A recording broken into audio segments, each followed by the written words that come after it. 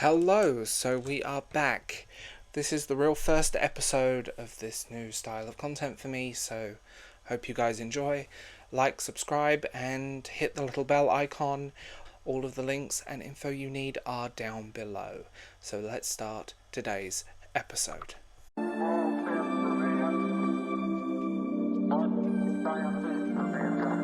If you've been on the Twitter sphere for any number of weeks now, you would have seen the drama go down with Sweet Baby Inc.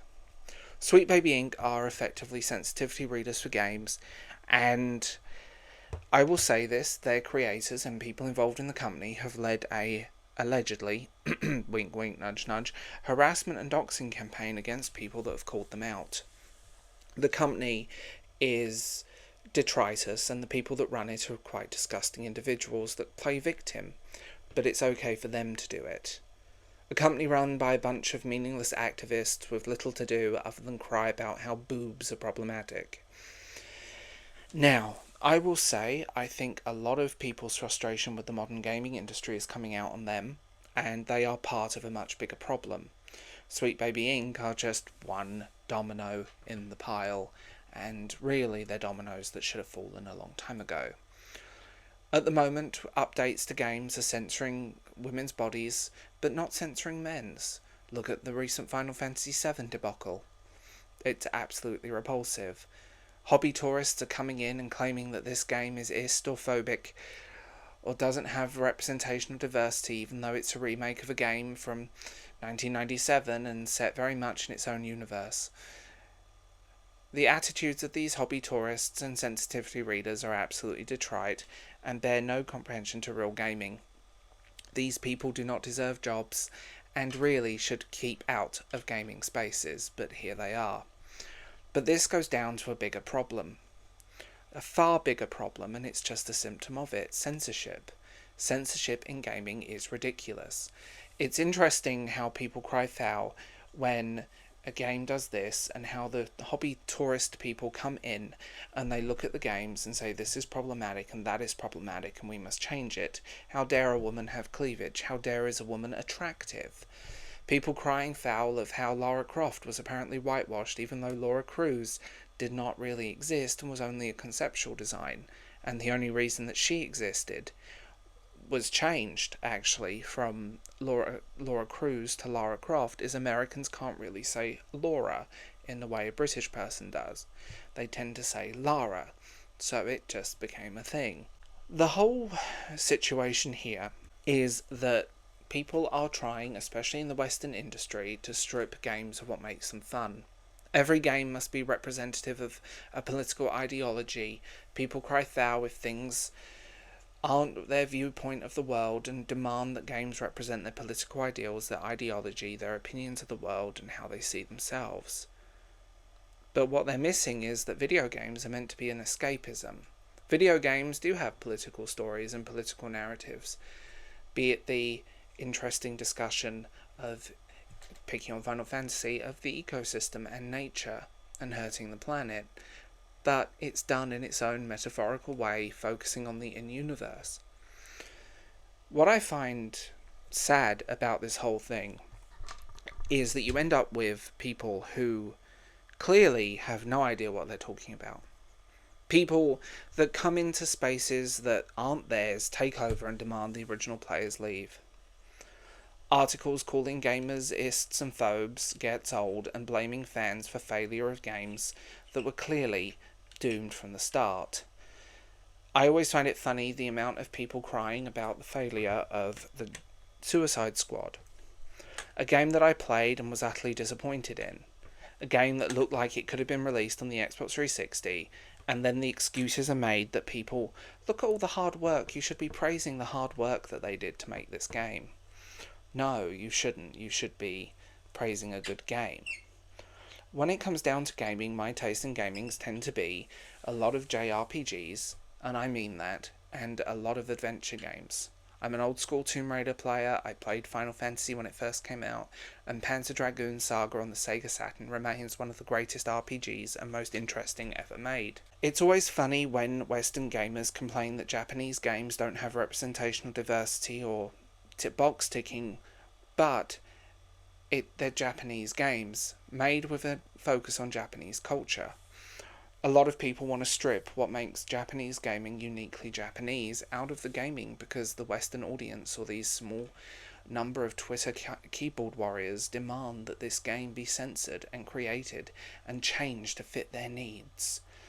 There are mod sites kicking and banning people for adding mods, for example removing the detrite content warning at the start of Tomb Raider HD collection, or people coming in and saying that, how dare they show Tifa's boobs.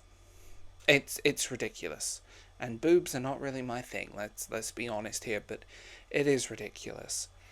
They complain about sexualization, but cry and write fan fiction about these people and game characters doing absurd things with each other and fulfilling their own lackluster fantasies. What do they want? All female characters in burqas? Would they be happy? Isn't that just too far in the other direction? I disagree with censorship, and I'm ultimately very anti-censorship, to the point that I will stand on a rooftop with a placard in my underwear going down, censorship is evil. Censorship is a form of control, and it's a way of controlling a narrative and thought. They don't care about the games. They don't care about the content that's in front of them. They only care that it does them. How many people go on Twitter and moan about video games, TVs, and movies, about diversity and representation, but how many of them actually watch it? How many of these people actually play these games? Usually casual gamers that are more happy with a app on their phone like Royal Match or Candy Crush. Let's be honest. I find it fascinating to watch, and I'm so glad that the Japanese gaming industry is kind of pushing back in many ways. But it is a real shame that we now it's just this age of decay. Everything from 5 years ago is deemed problematic, and everything from the past should be erased. Ignorance is winning, isn't it? It's all very 1984 and veers into proto-fascism in a way that I find absolutely uncomfortable. The people demanding censorship are not the people that should be trusted, and these people want to shut your voice down for disagreeing with them and will play victim. Sweet Baby Inc. is going back to them for a minute, is ran by a bunch of people who are idiots. Every single one of them. Like seeing them tweet and watching their actions and just watching these children play victim, making up unaliving threats and emails apparently they've been sending. I am sure there are some people taking it too far. But let's be real, they are the scapegoat for this. It could have been any company, and it would have opened this can of worms. No ifs, buts, or maybes about it. That's how it works. I get in trouble for not censoring my opinions and being really honest, and it's always fascinating witnessing that. The gaming industry as a whole has turned into specifically the Western gaming industry, has turned into a Hollywood studio, spending millions upon millions of dollars on games that don't sell, games that people aren't interested in, and games that kind of just leave a sour taste. Half-baked, broken games that need 10GB download patch just to turn it on.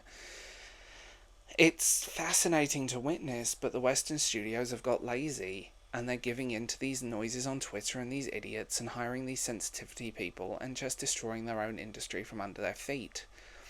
When it comes to gaming, I'm an Xbox and Nintendo guy, and I do veer more towards Nintendo if you want the honest truth, although my Xbox gets a lot of stuff in it.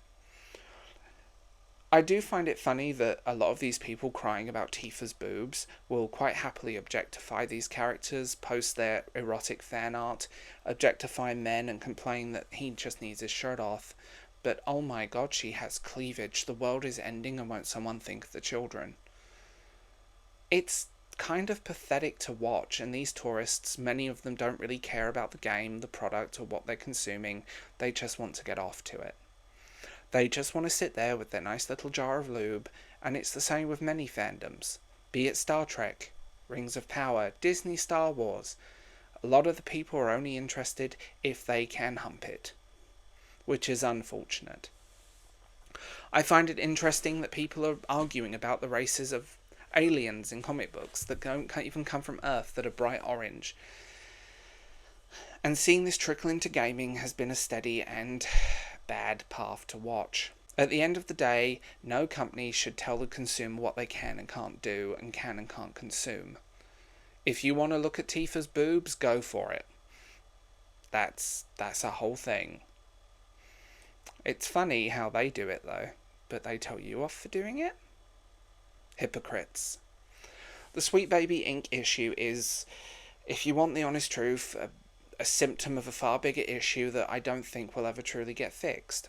The gaming industry is not in a good place. People complain all the time about it. People are losing their jobs because the games aren't selling. Major companies are shifting to mobile-focused and episodic games, which I disagree with. One game will cost you nearly £300 to complete. That's a rumour. Untitled project, that's all it is. An action-adventure released in episodes. And each 2.5-hour episode will apparently be £50. No thank you, I'm not doing that. I like my games complete, and also the focus on multiplayer is also funny. This brings me to a point that I've wanted to talk about for a long time. People complaining about voice chat. It's always funny they complain about voice chat because their voice doesn't quite match their physical identity without using certain words, but they don't want to just switch it off, they want it stopped for everyone. You have the choice of turning voice chat off and using a keyboard. You can plug a keyboard into most consoles and type. And if you spend as much time on the internet as I do, touch typing is not particularly difficult, or learning just shorthand. I find the whole situation ridiculous, and I think watching the gaming industry succumb to these morons who don't really care about the product they're consuming, or barely even consume the product, they just complain about it on Twitter like they have no life. The phenomenon that women can't be attractive in video games, and then, oh, but what about men? Do all men have to fit a certain standard? You can't have it both ways. MJ in the recent Spider-Man game, for example, looked like his mother. And I don't mean that as a compliment. She looked about 25 years older than him and looked like she worked in Walmart. Or the recent faces for the Fable trailer and all of the stuff that went down with that. The gaming industry is on its knees and it shows. And people like this are not helping. And as I said, it's a symptom of a far bigger problem. An industry built in a house of cards that's about to fall. The Western gaming industry seems to have got worse, and their inability to create good games is showing. Recent major flops have been all about other games and other things. That it's not about the game anymore. It's about what box does it tick? Will it be easy? Will it do this? People complaining that one game had nothing more than turn-based combat, and they're like, can we have real time? Not every game has to be there for you. Even Pokemon has its complaints. People complaining about an open world game. It's confusing. You open a map and you put a point on where you want to go and you head in that direction. It's not that rocket science. Gaming used to be a niche hobby, but now it's becoming this open book, and sometimes you need to gatekeep your hobbies. And I will say this, your money talks in this industry. These multi-billion-dollar games, quite literally, are turning out to be a bunch of horse crap. And watching the developers and the people behind it cry on Twitter and beg that they do this and beg that they do that, and attacking people for dare criticizing a lackluster and weak product. I'm sorry, but once you're done, in my day, I'm going to age myself. You did your product and you leave it and it's done, and how people react is not up to you. Maybe create good games. Maybe create games that are finished. Maybe create games that have the ending. Maybe create games that don't look like they could run on the PlayStation 2 with a HD mod. Maybe do something actually useful, because these people are not useful. And that's being honest. They're a symptom of an industry that is slowly falling apart around them, and an industry that will never recover if these people are allowed to continue. Western studios have had major problems for a very long time, and the winners in this industry are the Japanese, despite problems there too. But watching Western gamers cry about Japanese content being inappropriate just makes me laugh. It's such a bizarre thing to witness, and companies like Sweet Baby Inc. should not exist. And honestly, there should be repercussions for their behaviour and their targeted harassment of certain individuals. Honestly, detritus. The people are detritus, they're pointless, they shouldn't exist. Same with what they do. It's censorship at the end of the day. It's not that hard, it's not that wondrous to think about, and that's what it is. Let's be honest. As a gamer, I hope the industry kind of gets back to where it should be, but all these people complain about games not selling and how games should be for everyone and accessibility and how anything remotely problematic needs to be either deleted or censored, aren't really gamers. They don't care about games, they don't care about a product. They've destroyed this industry, and we're talking with our wallets. It's that simple. That's all we're doing, we're talking with our wallets. So, I hope you guys enjoyed this first episode. I know it's short and I know it's sweet, but it's to the point. Other episodes will be longer, and we have about 5. I will also say I now have someone dealing with my editing who's doing it for free. She's fantastic and one of my best friends. And I will leave this episode here. You know what to do, and I hope you tune in for next week's episode. Bye.